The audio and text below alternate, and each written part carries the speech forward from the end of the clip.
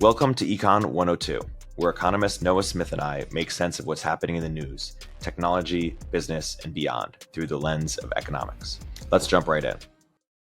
So Noah, we're talking less than 24 hours after JD Vance has been nominated for VP. What do we think about this decision? Maybe a high level. How should we think about the role of a vice president or picking a vice president in general? What advice might you have had to Trump or to any of the candidate picking a VP? And how do we think about JD in particular? I'm not a political specialist, obviously, but my impression is that, the MAGA movement, or Trumpism, if you will, is a minority movement within the Republican Party, right? It's a very cohesive, powerful group of primary voters within the Republican Party, but in terms of an actual movement with, intellectuals and elites and a whole bunch of elected officials who sort of vote that way and support Trump's peculiar mix of kind of non-standard Republican priorities, it's pretty thin. Like, the bench is pretty thin. You've got, and most of them are disreputable people who aren't really credible as national politicians, like Marjorie Taylor Greene, like people like that, or Matt Gaetz, right? Like, these people kind of suck, and even Republicans just know that they suck. They knifed Madison Cawthorn because he was too sucky, and a lot of kind of grifters and people attach themselves. And then there's people like, Vivek Ramaswamy, who he's not a politician, right? He's sort of this outside figure, kind of sort of tried to meme himself into being a politician. But, the only reason he's gotten that much attention is because there's such an absolute dearth of people within the Republican Party who are real Trumpists, And JD Vance was the most solid, credible Trumpist. He said a lot of mean things about Trump in the past. He said Trump is the next Hitler. He said a lot of really mean things about Trump. But then he pivoted hard to be sort of like Trump's closest ideological adherent and ally. And then there's Josh Hawley, who tries to do kind of the same thing. Those are kind of the most, there's no Trumpist governors out there. There's conservative governors like DeSantis or Abbott. There's no Trumpist governors. Josh Hawley and JD Vance are easily the two most prominent Trumpist politicians in the country besides Trump. And, JD Vance, neither Josh Hawley nor JD Vance is like an incredibly popular, charismatic person, but JD Vance is a lot more political savvy. Hawley is he's a bit of a wimp.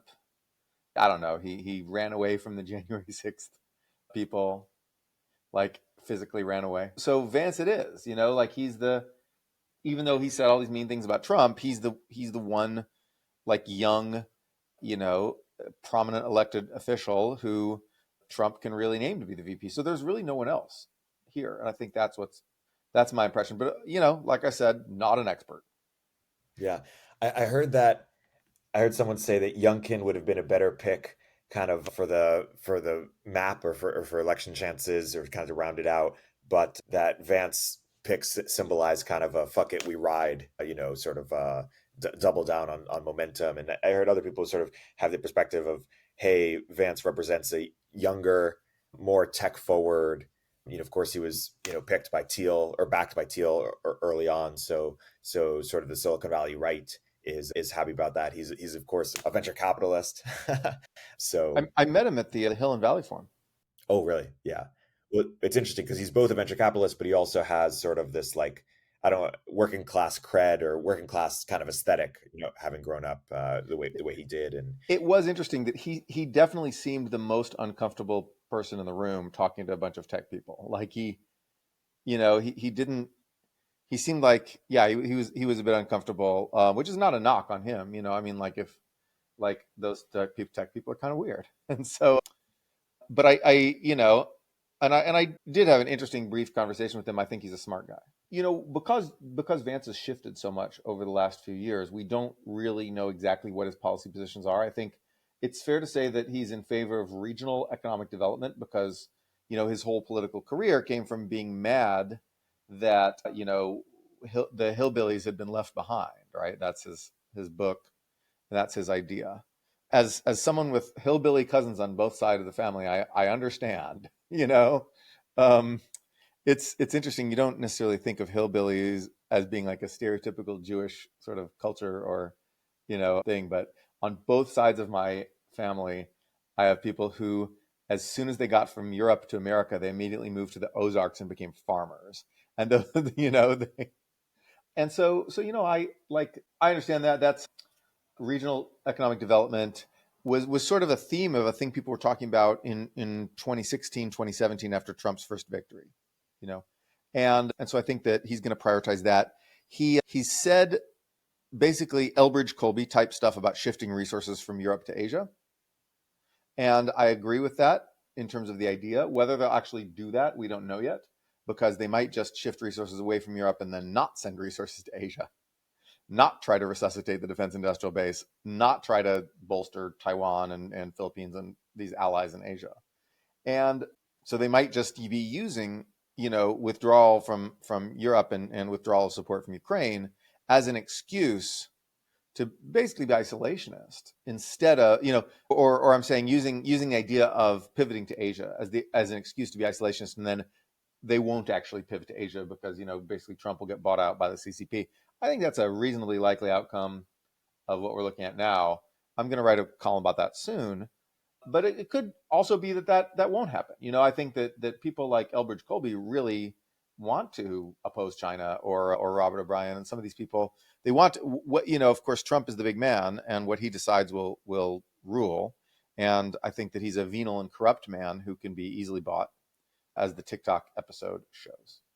And so I'm not very confident that they'll actually execute the pivot to Asia, but I think Vance would like to do it. Vance has also talked about devaluing the dollar. A lot of people talk about this, and it'll never happen because nobody really has a good idea how to do it. I do, and they could call me up and I could tell them how to do this, but they won't call me up because I'm a lib.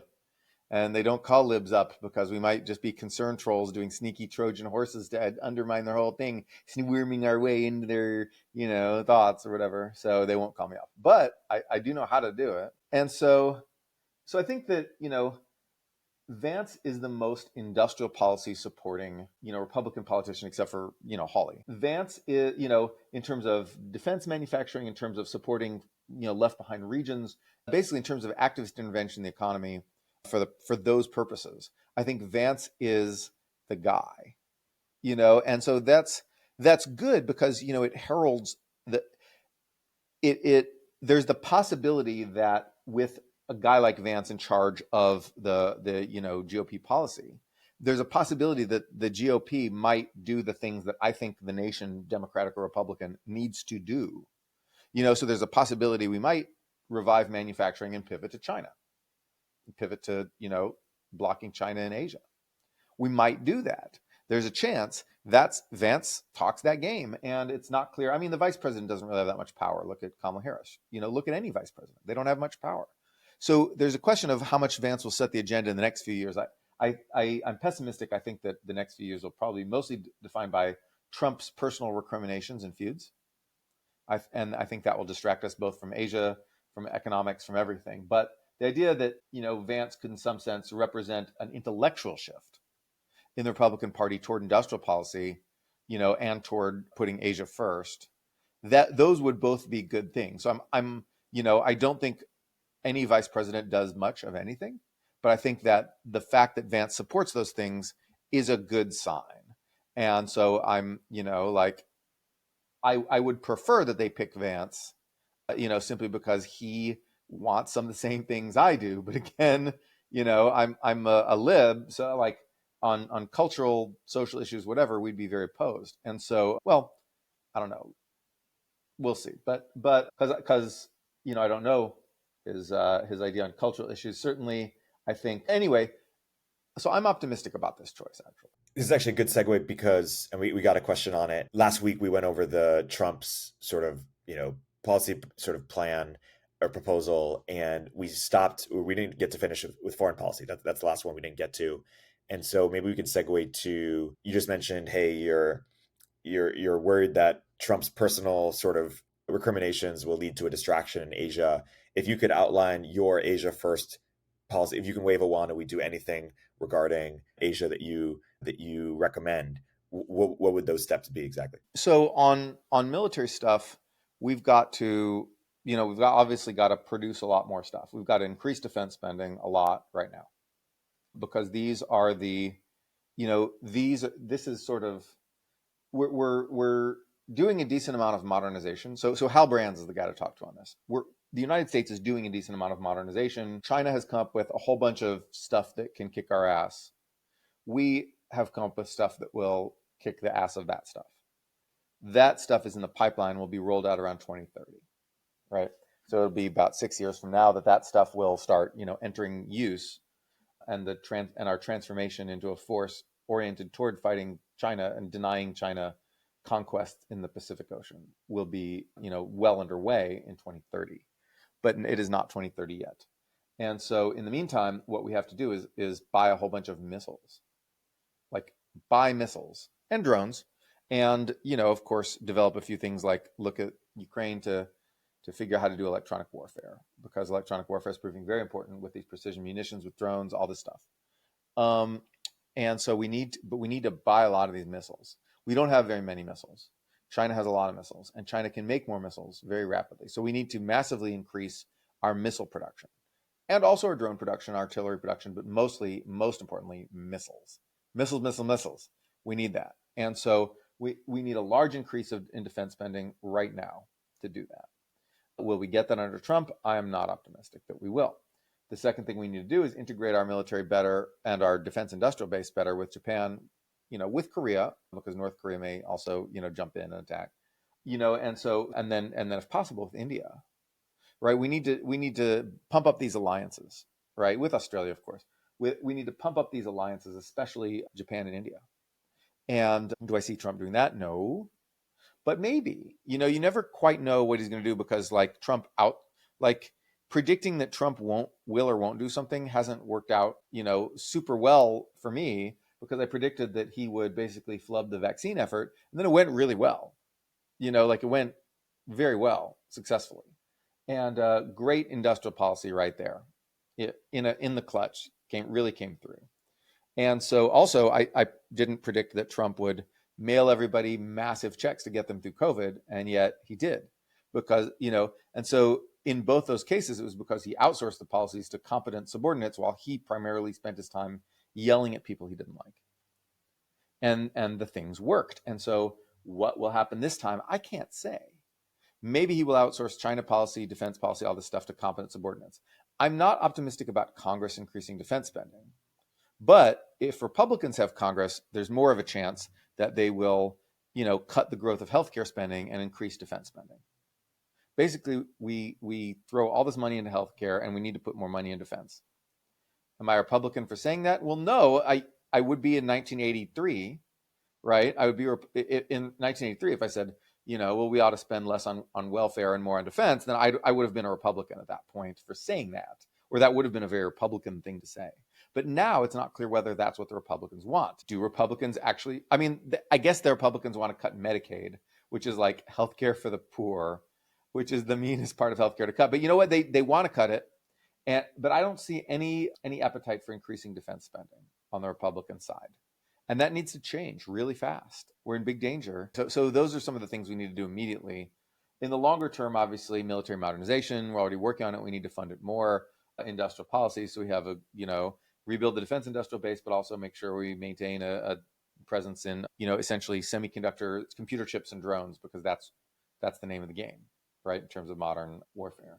And so we need to maintain or get leads in those areas. Those have to be the focus of our industrial policy. Basically, yeah, computer chips and drones, dude. And so that's what we need to do. Will we do it? Your guess is as good as mine at this point. Quick side note, how do you explain that transition, what you mentioned, sort of the Republican view in 1983 is perhaps now the Democrat view? Is it because the makeup of the party shifted, where, Republican adopted much of the working class due to education polarization, or is there some other better explanation to understand why the, Democrats have more favored defense here? Yeah, Trump is a big shift. Trump represents a big shift on, entitlement spending. Republicans fought against entitlement spending for a long time, and their main target was Social Security, which is actually that's the one you don't want to go after. Like, Social Security has a big deficit. You can fix Social Security by raising the retirement age and by lowering the growth of benefits until, you can fine tune it so that it's stable, because ultimately the defining feature of Social Security is that people get out just about what they put in to Social Security. it's always possible to have to have a system where people get out what they put in that's sustainable. That's just by definition sustainable, as long as you make sure that you basically balance things so that money out equals money in.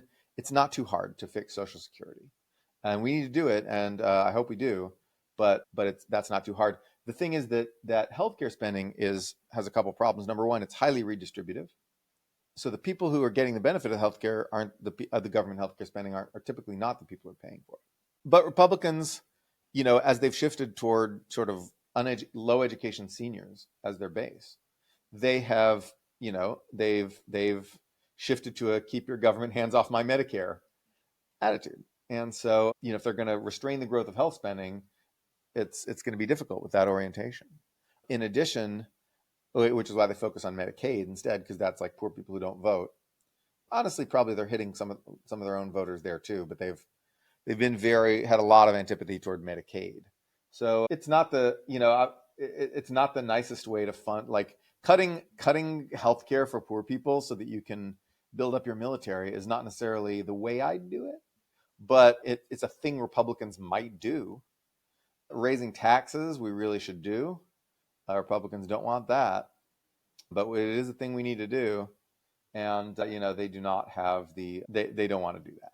They don't want to raise taxes. I mean, increasingly Democrats don't want to raise taxes either. But one problem is that we've reached this negative political equilibrium where neither party wants to raise taxes and neither party wants to cut spending. So the fuck do you do? Both parties want maximum social spending and minimum taxes. And so what do? You can't fund a defense buildup. You can't even stop the deficit, from swamping us with interest costs.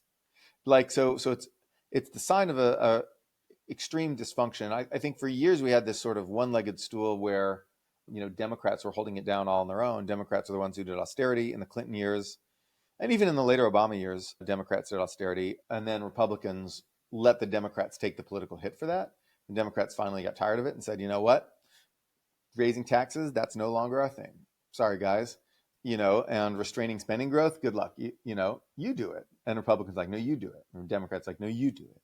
And so the point is that nobody's going to stand up and do it.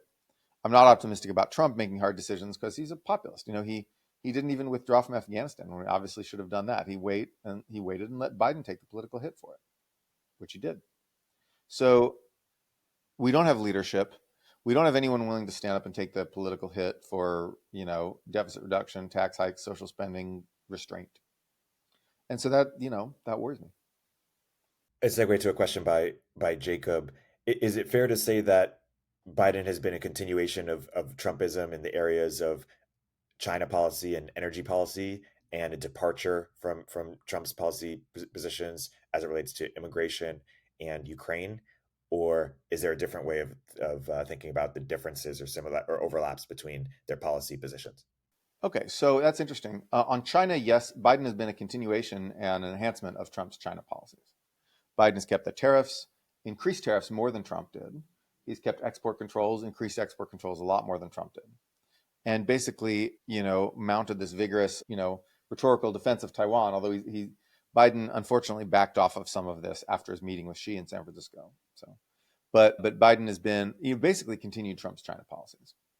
Biden also, so he mentioned the question mentioned immigration as a place where Biden's changed Trump policies. Well, he did to start with, but he has basically gone back to Trump's policies in the last year.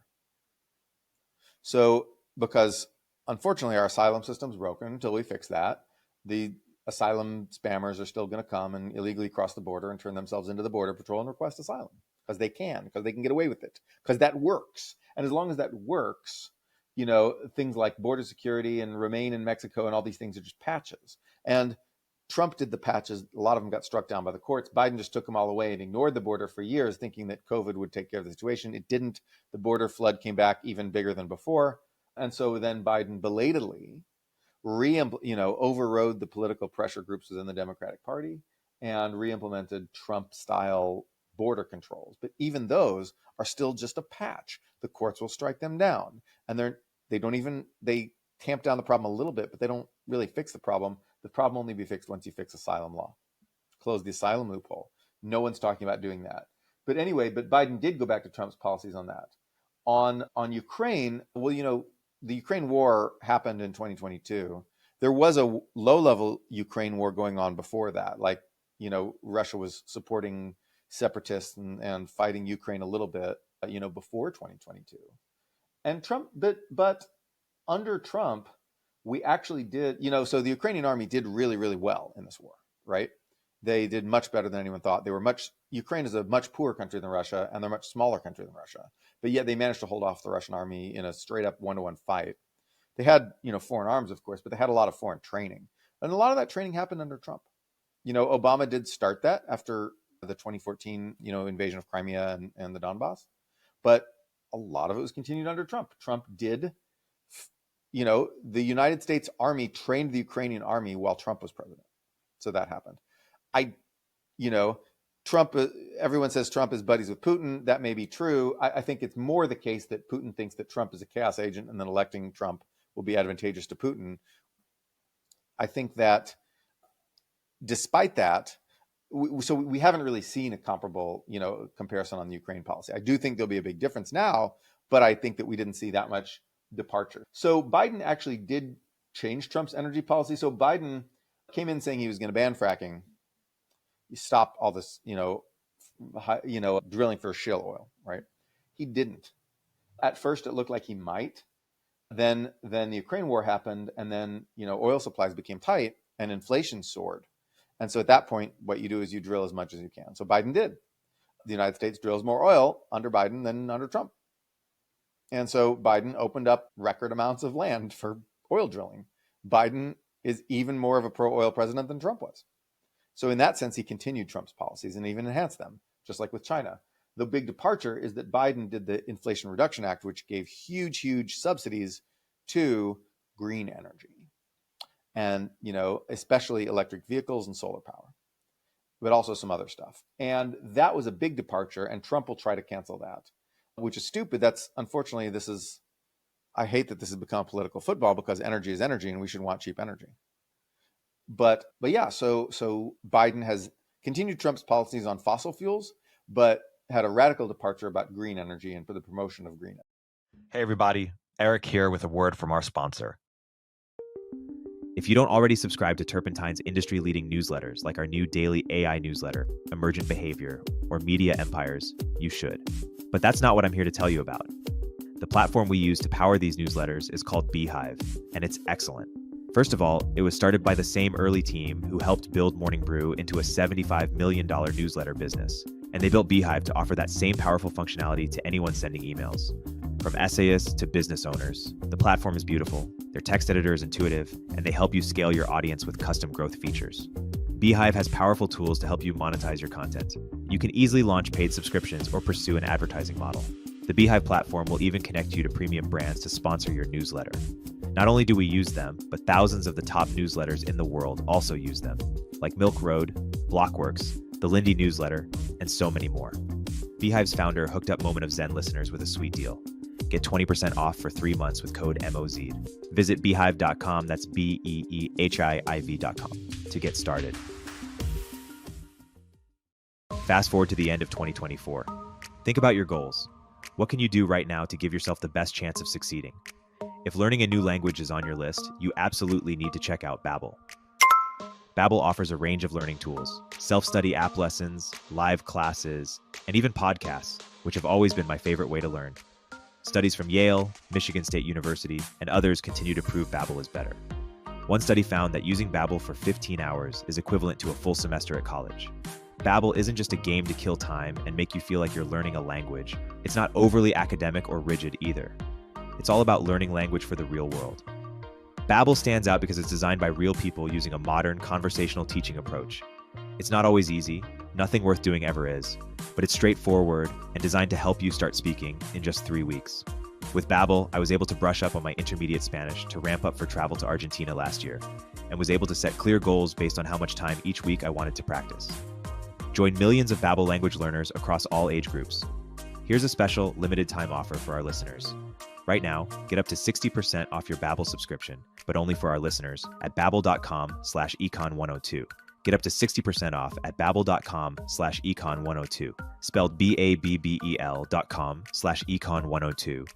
Rules and restrictions may apply.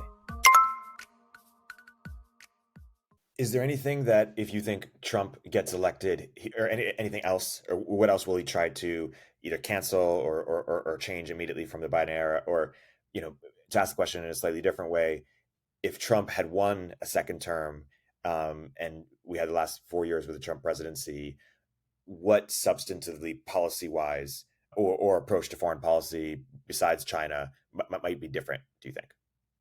Well, so it's hard to answer that because it's hard to answer whether Trump would have changed his own stuff. I can't just say, well, here's what he did in the first term. He would have done the exact same thing in the second term. It's hard to know, right? And so I will say Trump created a paradigm shift in policy, and Biden deepened and enhanced that paradigm shift, much in the same way that Reagan, shifted us toward more free market, quote unquote neoliberal policies. But the substantive stuff of that was mostly done by Bill Clinton, the FDR changed us to the New Deal, and much of the substance of the New Deal was implemented by Eisenhower and Nixon, Republicans. So it's happened before. And so I think that you saw much more policy continuity on some of these things. Whether Trump will actually have continuity with his own stuff this time around, I'd say, is something we still don't know. By the way, Andreessen Horowitz this morning just came out in support of Trump. We discussed a few weeks ago of Silicon Valley's moving towards Trump, and that seems to have escalated. Elon donating $45 million a month to a super PAC. A16Z just came out in support of Trump, or donating to Trump, and their reasoning was purely on the little tech agenda. Just for AI and crypto, they think the Trump platform is more friendly. At the same time, Reid Hoffman and others are still sort of, representing the faction of Silicon Valley that is, a never Trump or anti-Trump or pro-Biden. And of course, the Democrats still need to figure out whether, Biden is the candidate, and if there's another one. But any other reactions to any of this?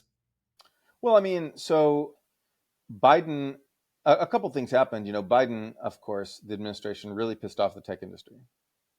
They went after big tech companies, not little tech, right? Biden didn't go after startups. He didn't try to shut down the venture capital industry or whatever.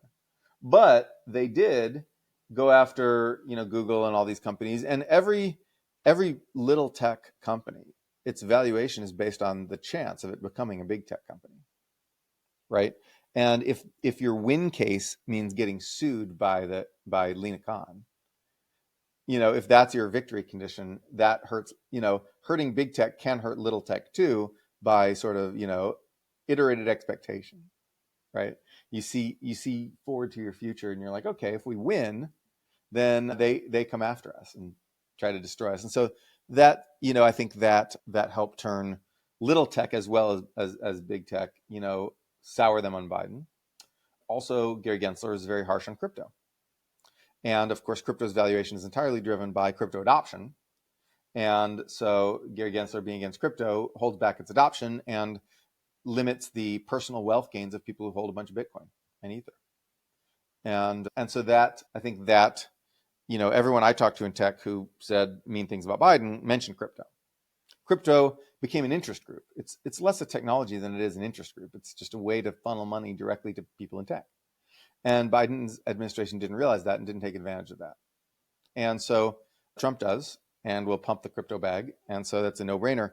But I think, on top of all that, I think there's an element of people trying to attach themselves to power here. They know Trump's going to win.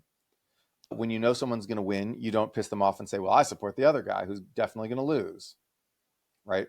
Like, just being a non-dumbass 101.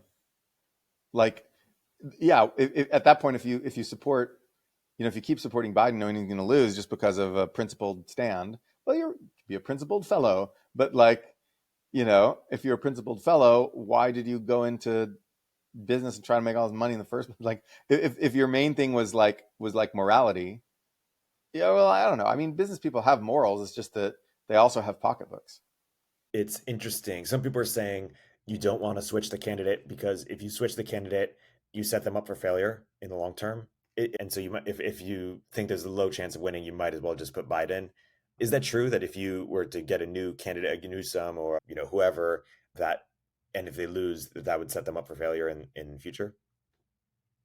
I mean, yeah, but like if you sub in Kamala Harris, she'll lose to Trump, and then I think you should do this because you get to get rid of Kamala Harris. She's not charismatic.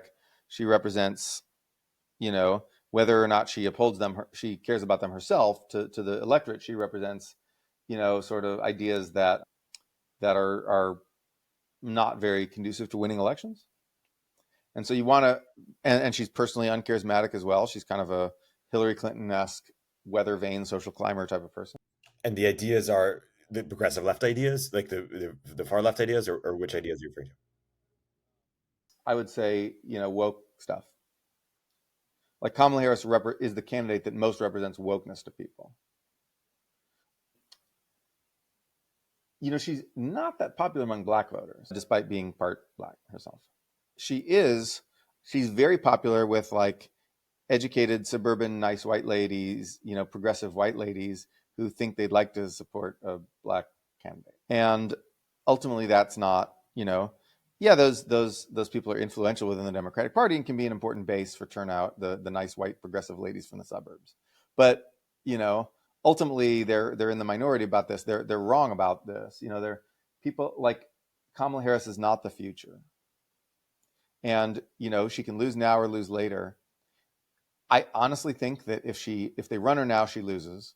If they wait to 2028, it'll, and run Biden, basically sacrifice him. He's old anyway. Doesn't matter. Sacrifice him and then come back in 2028 and have a big open primary and a big fight. I think she loses. I think she does not win that. I think that it's possible Gavin Newsom wins. It's possible Gretchen Whitmer wins. It's possible some dark horse candidate wins. I think she'll probably lose anyway.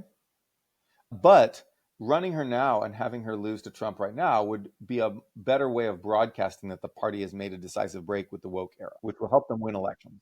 Is there a candidate out there, someone like a Mark Cuban, or someone who has the money or access to money and has enough name recognition to actually run against Trump and have a much better chance of winning? The Rock, Dwayne "The Rock" Johnson. No, I have no idea. Cuban himself? Michelle Obama is the only one. Oh, Michelle Obama. So if you can just suddenly sub in Michelle Obama, maybe. I would like that. I would do it because that's the only way she's ever going to be she doesn't want to be president. She has no interest in doing that. But I think that would be a cool move if she did want to do it. If you could do it, wife of a beloved former leader is a very popular way. Like that's a successful kind of leader in many cases, from like Argentina does that all the time. But you also have that. You have that in a lot of countries. Wife of beloved former leader becomes leader herself. It's a common story. And so if Michelle Obama would do it, you should probably sub her in. Maybe you'd have a chance of winning. She's also I like Michelle Obama a lot. She's great. She's super charismatic. She's, smart. Kamala Harris is smart, but she's a wonk. She's a nerd. She's someone who studies for a test. Whereas Michelle Obama is pragmatic and can, like Michelle Obama is everything Kamala Harris is not. And she would massively appeal to minority voters, unlike Kamala.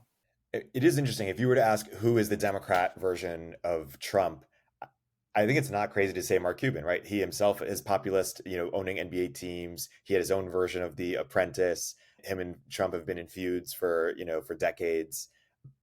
Does he just have no chance? I don't know. I don't think he's going to run. I don't think Mark Cuban wants to be a politician. I think like Reid Hoffman or Mark Benioff or, Peter Thiel or any of these guys, he wants to stay on the sideline and yell about how he thinks the world should be as he swims in his giant swimming pool of money. Yes, exactly. I put radio on the internet. Remember that guy? Yeah. That's supposed to be Mark Cuban, right? Yeah. He's like, yes. I put radio on the internet. And then you become billionaire because if you're in the 90s, putting radio on the internet's a big deal. I mean, I guess it was TV put on the internet. But yeah, so that was... Anyway, can I slightly rant? I mean, I know you love when I rant. The Democrats have lost their... So even as the tech industry went, increasingly woke, Democrats have lost their love of the idea of technology. Democrats will still support green tech, but that's become almost the only kind of tech that Democrats will support. I mean, there's the CHIPS Act, but that's bipartisan, and I wouldn't say your average progressive gives a shit about it. It's a great policy, but and Biden was great to do it. I hope the Republicans don't cancel it, but I would say that your average progressive doesn't care about it. It's not a cause celeb, you know what I mean? But green tech it's the only kind of technology. Democrats, progressives, not Democrats, progressives have embraced this idea that essentially tech is bad. Industrial society, it's the 70s idea of industrial society destroys our world. And the only good tech is, maybe, unless you're a degrowth or socialist, whatever, in which case you hate all tech. But, to your standard progressive now, the only good tech is tech that makes us more sustainable, is environmental tech that, in some sense, they can think of as undoing the harms of previous tech, which they think have ruined the world. And so, that's in some ways not wrong. I mean, obviously, fossil fuels didn't ruin the world, but they have negative side effects, and green tech does fix that. So they're not wrong in that case, but they think of like IT and a lot of advanced manufacturing and defense tech or robotics. Robots taking everyone's jobs. Machine tools are bad; they take everyone's jobs. Computers are bad; they take everyone's jobs. IT is bad; it just allows billionaires to control us, man. And so they've lost respect for almost every kind of technology in society. To call yourself a progressive while being anti-technology is dumb. And so they've really, this has been a big problem. The progressive movement becoming anti-tech, anti everything except green tech is a problem we don't talk much about. But that's a big part of the reason why you see tech people who are liberal on all these social values shifting to the Republican Party, because, if someone bashes you enough, you're going to stop supporting them after a while. Yeah, someone tweeted that last night that the Democrats made a big mistake in alienating Elon. Elon was a Democrat, right? Now he's donating a lot of money, and but much more importantly, he's bought Twitter, renamed it X, and made it much more of a right-wing sympathetic platform. Well, yeah, I don't know did Democrats intentionally alienate Elon Musk? Well, I think it was probably more reactive, because Elon Musk does green tech. Democrats love electric cars. And the only reason why they stopped mentioning Elon as like this awesome dude all the time was because he became a Republican. I think Elon became a Republican on his own. Yeah, let's trace his evolution. I'm trying to remember. I mean, I think San Francisco was giving him issues. There was a famous government employee or something who said, "Get out!" Like, who anti-billionaire rhetoric or something. A bunch of lefty lawyers sued him for various reasons. At some party I met some guy who was like, "I'm suing Elon Musk right now for being a racist." I was like, okay, good job. Then maybe we can get rid of those pesky electric cars and everyone will be happy. Fuck you. Anyway, great. But the point is that, like, people went after Elon Musk because it was a time of unrest, and we had a time of unrest on the right and the left at the same time. That's unusual. That was why this time of unrest was quite bad politically, because the right and the left went nuts at the same time. In the 1970s, you had lots of left unrest, and some of it, when I say went nuts, I don't mean that necessarily that their causes were bad. Much of the, some of the things that people in the 60s and 70s wanted that on the left were good, very good, ending the Vietnam War, or like whatever. But then some things were dumb. Like, we don't have to relitigate the 70s, but there was lots of dumb stuff too. There was smart stuff and dumb stuff in that movement. But basically the right in the 70s and 80s was a status quo power. They were the conservatives. They just wanted to keep stuff kind of the same, and then the left wanted to change things. And I think we arrived at a good synthesis, whereas 80s, 90s, and early 2000s, America was pretty good during those times. We arrived at a synthesis in the 1910s and 20s. The right got really wild. You had the KKK marching in Washington with over 1 million people and taking over entire towns. You had the America First movement. You had various anti-immigration stuff. And you had race riots. You had the right, rightist, basically just racist people, like burning, destroying black neighborhoods throughout America. in the, right after World War I and the years after World War I. Tulsa is the one everybody knows about, because they got some bombers out of a hangar and actually bombed a black neighborhood. So everyone knows about Tulsa, and they had this place, Black Wall Street, that got destroyed. That was one of about 200 of those. That happened all over the country. So that was that era, and there were progressives, but they were like reformers. They were socialists, but they were reasonably moderate, socialists, like Eugene Debs, right? They wanted rights for workers and stuff like that. They weren't like revolutionary communists. The revolutionary communists tried to get toeholds in our socialist movement, and they failed. And so the progressives and socialists were actually, the left was reasonable as heck. And that ended up translating into the New Deal, most of whose, changes to our country we don't want to go back on. Even Republicans don't really want to go back on. And so the left was reasonable in the early 20th century. And then the right was more reasonable in the late 20th century, or at least, if not more reasonable, at least calmer. Basically one side was on offense and the other side was on defense. But in the 2010s, you saw both sides on offense. Progressives were less likely to, kill people and whatever, but they, there were riots. Stuff did get burned in 2020, and there were street battles. Antifa. I kind of like Antifa. I like those guys. You'd like them too if you met them. They don't necessarily have the smartest political ideas. Why? Because they're just a bunch of like Gen X punks.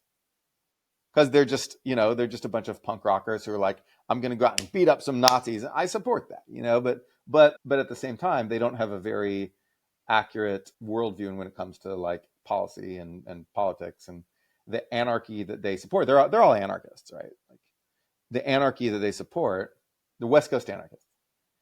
The anarchy they support has been really bad for businesses, for poor people in the West Coast, and so likable people with shitty politics. But there was that, but more importantly, the whole woke era, right, in the 2010s, was a lot of it became very radical. This idea that we should have anti-white discrimination at every level of society in order to remedy structural white supremacy is the idea of Ibram Kendi. Ibram Kendi talks about anti-racism, not in the sense of getting rid of racism, but in the sense of antimatter to matter. It's like, it's just racism with the opposite sign. And so, it's like, for many years, progressives, Democrats would say, reverse racism isn't a thing. Well, Kendi's like, okay, I'm going to make it a thing.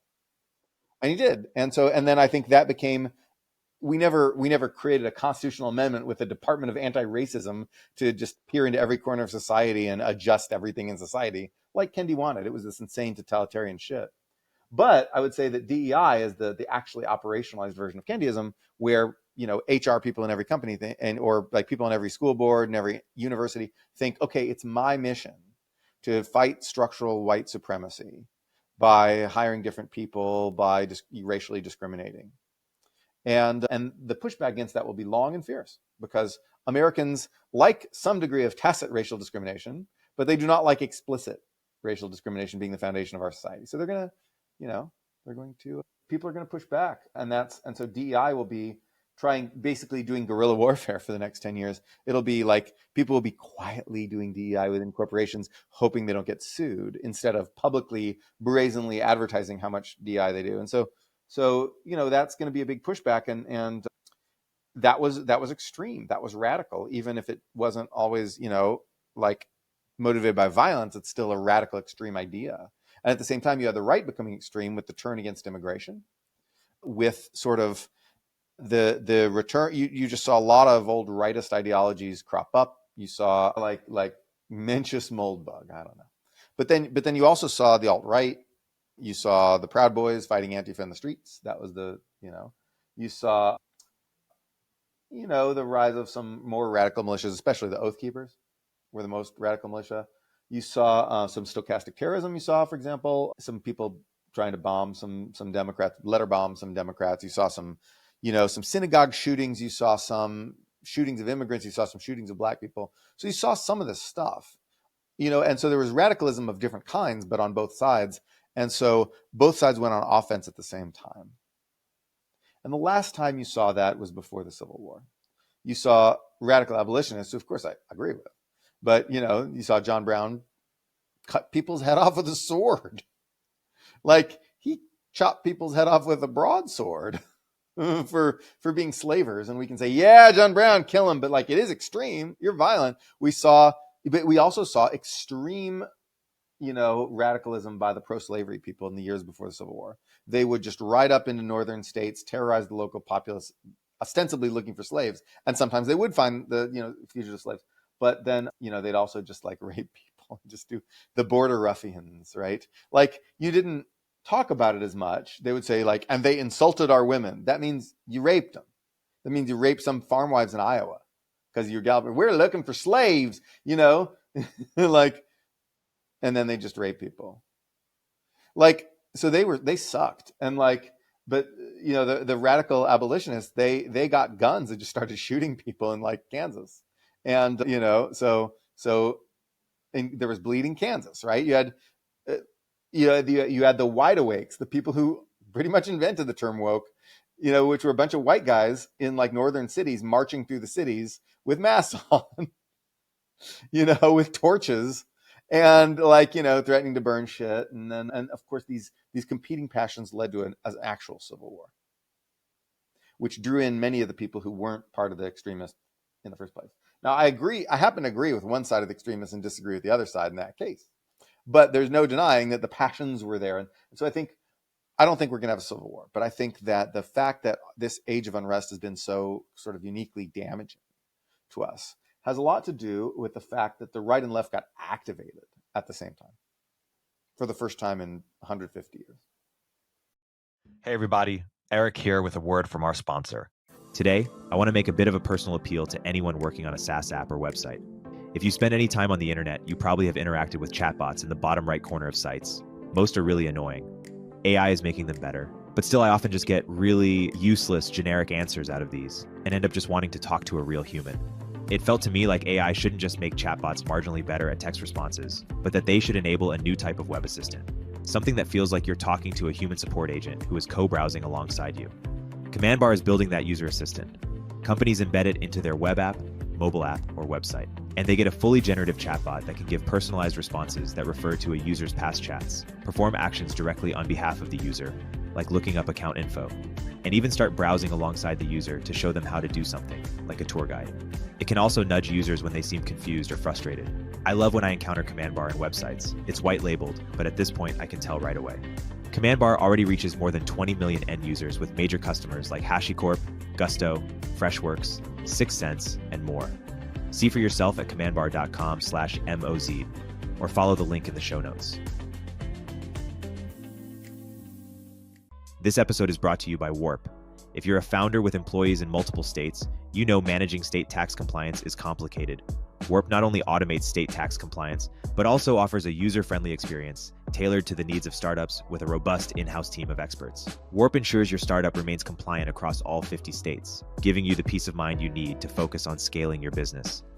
They also make it easy for startups to provide health benefits for employees, hire international contractors, and even claim R&D tax credits. Hundreds of startups trust Warp to handle their payroll and compliance needs. You can go from zero to payroll live in just 2 days.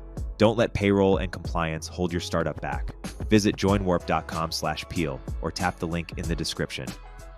Get started and receive a $1,000 gift card when you run your very first payroll.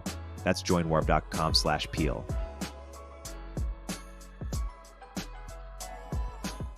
I mean, this somewhat relates to your post most recently on stability, where there's this paradox or contradiction where we just had an assassination attempt, we just had some people call it January 6th a coup attempt. So there's with the protests of 2020, et cetera, there's sort of some extremity on both sides in the last few years. At the same time, we're also seeing exhausted, reported crime is down. And so in some ways it seems very unstable. In other ways, it seems not that it's stable, but that it's unlikely to have, mass violence, because who's going to be doing the fighting? People just want to fight behind their keyboards. They don't want to actually go out and fight. Less so, certainly. But yeah, and any reactions to how we should think about sort of the current state of stability and what would get us there? I mean, I think Trump is a uniquely destabilizing figure, but perhaps in his old age, he will mellow out. And simply yell at people crankily from his front porch with his cane. It's possible.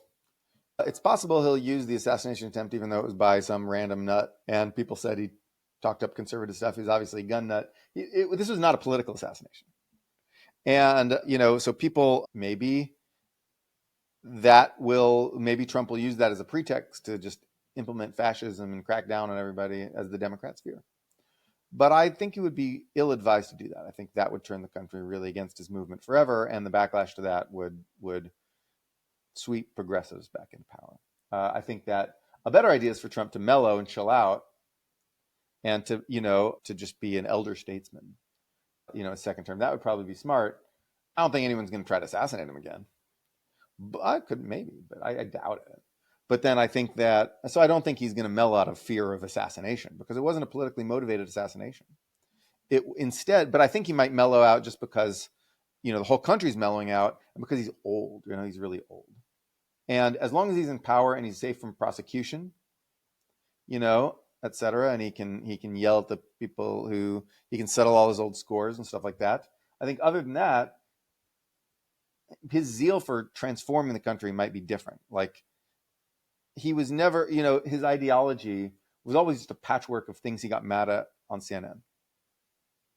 And, JD Vance and Josh Hawley and those guys will try to make a more cohesive ideology going forward, that they'll try to have take over the Republican Party from, conservatism, and that will be a thing that happens. But I don't know that Trump is necessarily ideological. He's a personalistic sort of guy. He is his own movement. And ultimately, that's why I don't think America will become fascist. I think that's a fake fear, not an unreasonable fear. It's always good to worry about countries becoming fascist because they have a tendency to. I'm pessimistic about this. I think fascism is in some way a natural political pole that modern societies tend toward, right? Because we don't have kings, we don't have like stable oligarchies over time. And democracy is usually good, and then occasionally periods of unrest happen when democracy feels bad, and at that time there's always the temptation to go with fascists. And I think we're right to be worried, but I'm less worried about American fascism than I was in 2017. I never thought it was likely, but I was more worried about it than I am now.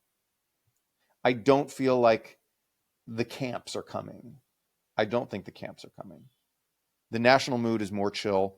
The Wall Street Journal, I just had some story of how people are just disgusted, they're exhausted, they're tuning the shit out. I think that's right. And I always make the analogy to the 70s. In the 70s, we had two old guys, one on the right, one on the left, who basically were nobody presidents, Ford and Carter, right? We had do you know the old Yiddish word nebish? Just means kind of like a nobody, right? It just means kind of like or the old Norse word nathing is the same word in a different language. But then, it's basically just some bland, gray, unimportant kind of person, an NPC, right? It's an NPC. So we had two NPC presidents, Ford and Carter, right? Carter actually did a lot of great stuff, but his public personality was very NPC. And so it's possible that people will remember Biden and Trump too as NPC presidents, simply because of the mood of general exhaustion will define how they think about who's the president. Maybe. And honestly, that might be the best Yeah, I was going to say that would be a good outcome, potentially. A good outcome. The problem is, in the 70s and early 80s, we were facing an enemy who had feet of clay. The USSR was on the way out, and we did some things that were helpful in beating them, but we did a military buildup under Reagan, which was good. We did, we supported the Mujahideen, not the Taliban actually. We supported the Northern Alliance Mujahideen, who later became our allies in Afghanistan again. We supported them against Russia, and that was great. That was good. People are like, oh, it was blowback. No, we didn't support the Taliban, man. We supported the same guys in 2001 that we'd supported in 1978 or whatever, right? We did things to defeat the Soviet Union, but mostly they defeated themselves just by sucking, right? They couldn't build shit.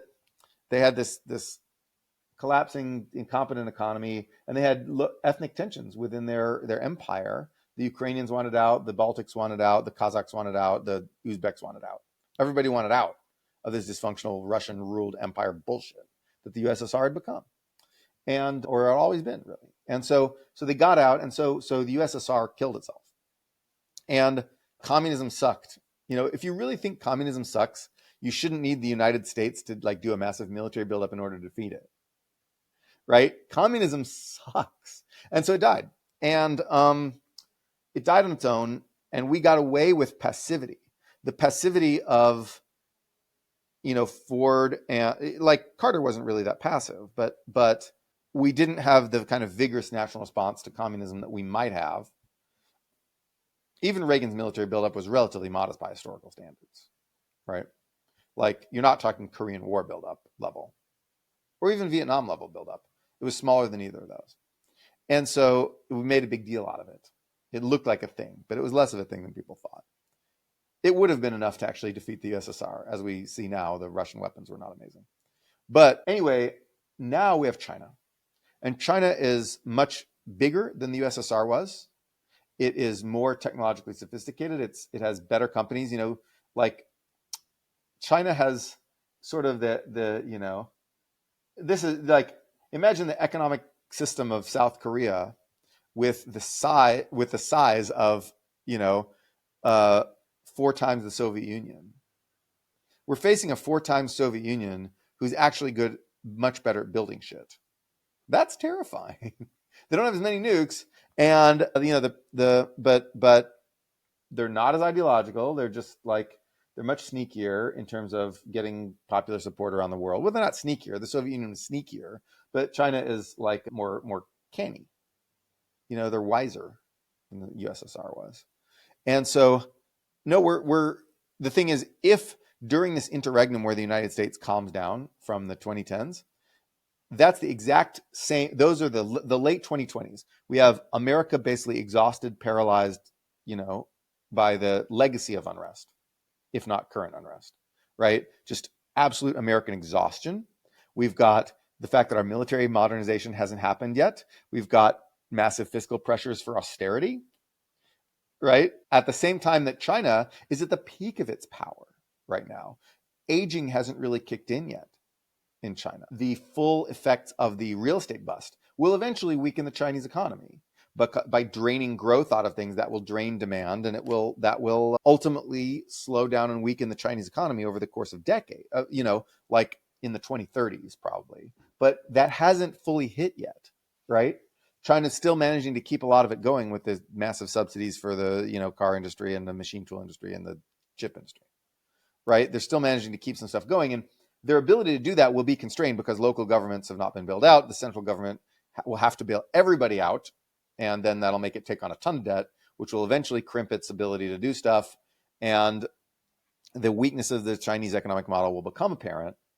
It's actually weaker than the Japanese economic model was, but it's big, right? So, but that'll happen in the 2030s, right? In the 2030s, China's economy will be weakened, U.S. military modernization will progress, and the United States will sort of hopefully recover some of its self-confidence and vigor after this period of exhaustion in the 2030s. It's several years, it's 6 years till the 2030s. In that time, China at the peak of its powers will be facing America at the peak of its exhaustion. So this is a very, very dangerous time. It's a very dangerous 6 years to be alive. And we're what looks like about to have a reality TV show president, reality star president again. So I would say it's more that the presidency has become a reality show than that the person who's in charge of reality show has become the president. So good luck. These will be a scary as hell rest of the decade. Like the rest of this decade will not be fun. The 2030s will hopefully be fun if we do things right and we avoid a massive catastrophe in the short term. The 2030s will be a fun decade. We can make it to that, right? Those will be the new 80s. We'll get all the new fun stuff. We'll all just like play a bunch of Dungeons and Dragons and like watch anime and like listen to new wave music and go to punk rock shows and invent cool new drugs. And repeat why we have to wait. Why we have to wait till 2030s? What's happening then that won't happen in 2027? Oh, because exhaustion will run its course. The sort of tail end of people will realize that the danger of like woke cancellation is gone, so they'll be able to like do creative, funny, original stuff again in public. The alt-right stuff will be discredited to the point where It's already discredited. It's, you don't see a lot of alt-right people. Like, there's no Charlottesville Nazis marching now, right? The Proud Boys, they fucked off, whatever. But people will stop being scared of fascism, and so there'll be, patriotism will be on an upswing if we do things right. If we don't get our ass kicked by China, patriotism will be on an upsurge, because we'll have the what's it called, the 250-year sesquicentennial, maybe. It's the, I don't remember whether that's it, but we'll have the 250-year anniversary of America is coming up in 2 years. That will, like 1976, that will remind Americans that they like America. We'll be waving the flag into the 2030s if we do things right and don't get our ass kicked by China and fall apart. We will be waving the flag in the 2030s. It'll be great. We have to make it to then so that America recovers from its exhaustion, and because China will start showing a lot of its weaknesses. China's on the clock, right? Aging will kick in much later. It'll start slightly eroding China's power in the 2030s and 2040s, but in the 2050s, it'll be a big problem. But the big thing is that China's catch-up growth is over, and it's kind of like, Roadrunner runs off the cliff, and then Wile E. Coyote runs off the cliff, and then looks around and is like, oh shit, and then he falls. Well, China's economy has sort of done that. They're still in the air, right? But they've run off the cliff in terms of the real estate crash. That knocked the foundation out of there. And manufacturing isn't going to replace that. Manufacturing is good, it's fine. It's not going to replace what real estate was to the Chinese economy. So that's what's up. So the 2030s and U.S. military modernization will also help stabilize the situation in the Pacific. China knows all these things I'm telling you. Whoever they've got watching this podcast, they probably have one guy watching this podcast because they have high unemployment. So they've got to provide jobs for people. They know everything I just said to you. They know that Trump, too, is their golden opportunity to make their big break and break out and take over Asia, and by extension, the world. And so that's what we're facing over the next 6 years. It will be a very difficult time, and we don't necessarily have the optimal people leading. Maybe JD Vance can do something. Well, Trump does have a 22% chance of dying, according to just the actual actuarial tables for someone his age. But Trump seems to be invincible to impervious to death in some ways. So, I mean, Biden, right? Biden got COVID several times. He's, he went mentally downhill, but Trump is kind of going mentally downhill too. But physically, okay. Yeah, no, I wish Trump were gone from politics. I wish Trump were Sir not appearing in this film. I'd rather Vance as president than Trump. I'd rather, I'd rather have Kamala Harris as president than Trump. She'd do a bad job. Trump will do a bad job. But because, she'll, her advisors would take over everything, and they do a bunch of dumb, woke, and progressive shit, but they also do a bunch of smart stuff, the continuation of the Biden administration. So she'd be fine. Trump getting reelected is probably the worst political outcome that could happen, other than maybe him getting assassinated and, some actual civil war happening or something. But so I'm glad he didn't get assassinated, obviously, but be an asshole to say, oh, I wish he had. But no, I am glad he didn't get assassinated, because that would have caused a lot more recriminations, and that might have caused the witch hunts and purges and stuff like that. I think now that the fact that he didn't get assassinated, the fact that it failed, means it will probably be memory hold much more than if he had just gotten shot in the head. He's not a martyr. He got hit by a piece of glass on his ear, but he's not a martyr. And so that's good, right? That's good. And but it's bad that we're going to get him as president. This is bad. It's bad for our country. He, he's not anyway. But the question is, will it be bad enough to sink us? Maybe. I'm very worried. I think other people should be worried. And they, all the tech people who maybe, hopefully some of them watch this podcast. They do, I'm sure. I'm probably not I'm sure that the top guys don't have time to watch this podcast. Maybe they read no opinion. But the point is that these guys should use their newfound position within the Trump constellation to push Trump toward things like actually standing up to China, actually doing industrial policy, in a smart way. They should push Trump to do these important and necessary things. Allies, trade with allies. That's the thing we need to do. Maybe the tech people can inject some actual sense and intelligence into the Trump movement. So maybe entryism is the key, because we've certainly seen people enter the progressive movement and run it into the ground, right?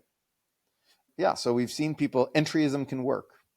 Yeah, in both directions. We should at some point we should get, I don't know if Joe Lonsdale or whoever from the tech right is the right person to have on, but we should have someone on who has ties to this administration if they in fact win. All right, you're on that. That's your job. I actually do know Joe, but I think they'll listen to you more than me. I'll get someone. On that note, we're a bit over time, but this was a great episode. Noah, as always, until next time. Until next time. Econ 102 is a podcast from Turpentine, the network behind Moment of Zen, In the Arena, The Cognitive Revolution, and more. If you like what you hear, subscribe and leave us a review in the App Store. You can keep up with both of our Substacks for written analysis of the topics we cover in the show at noahopinion.substack.com and eriktorenberg.substack.com. Thanks for listening.